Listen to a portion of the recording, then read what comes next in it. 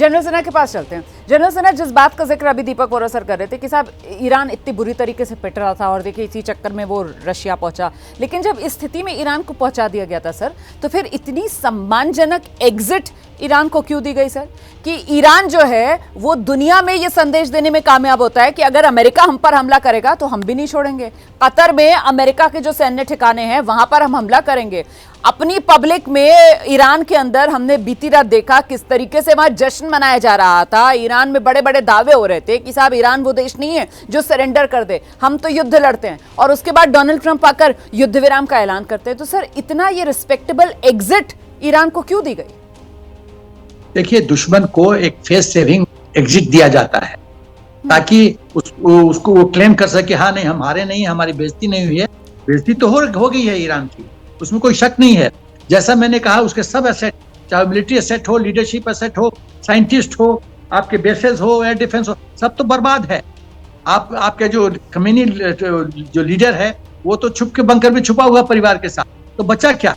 लेकिन कोई नहीं मानेगा। देखिए, सम्मान के साथ आप दुश्मन को भी सम्मान के साथ टेबल पे बैठाएंगे तो मान जाएगा कि भाई तुसी ग्रेट हो, मान जाओ, ये ठीक है। तो उसको भी है कि उसको जरूरत है, उसको ईरान को जरूरत है।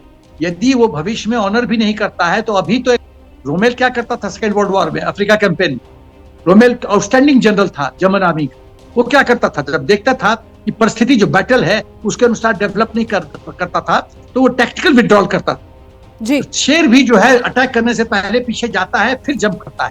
तो Rommel expert master tactical withdrawal करता था, रिग्रुप करता था, रीऑर्गेनाइज करता था, फिर अटैक करता था और जीत जाता। उसने कितने ब्रिटिश जनरल्स को, अमेरिकन जनरल्स को टफ टाइम दिया। अच्छा, तो सवाल पैदा होता है जनरल सिन्हा आपसे सीधा सवाल मैं पूछ रही हूँ, और वो सवाल ये कि क्या अमेरिका ने आयतुल्लाह खमैनी को जीवन दान दे दिया है सर? यदि वो जिंदा है तो मुझे लगता है जीवन दान दे दिया है। यदि वो जिंदा है तो, और क्या इनकैपेसिटेट पूरी तरह से नहीं हो गया है तो जीवन दान तो मिला है। लेकिन इस विषय पे क्या इजराइल चुपचाप बैठेगा और सचमुच में जीवन दान का टर्म्स कंडीशंस में ये नहीं हो सकता है कि मुझे जीवन दान दे दो, तो क्या इजराइल टारगेट करेगा भविष्य में? इसकी भी कोई गारंटी नहीं है, क्योंकि इजराइल का पॉलिटिकल लीडरशिप स्ट्रांग है। कुछ हद तक अमेरिका की बात इजराइल मानता है, बट काफी हमने उदाहरण है कि वो अपनी मनमानी करता है, अपना डिसीजन लेता है। लेकिन क्योंकि स्ट्रेटेजिक पार्टनर है तो स्वाभाविक है कि पूरी तरह से ना नहीं बोल सकता है, बट ना बोलने के भी कई तरीके हैं। आप अपना फैसला ले सकते हो, इम्प्लीमेंट कर सकते हो।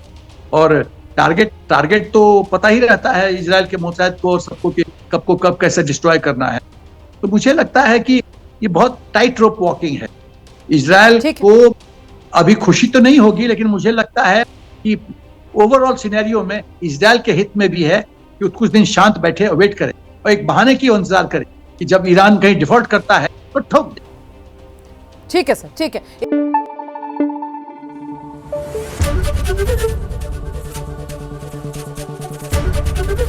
एबीपी न्यूज आपको रखे आगे।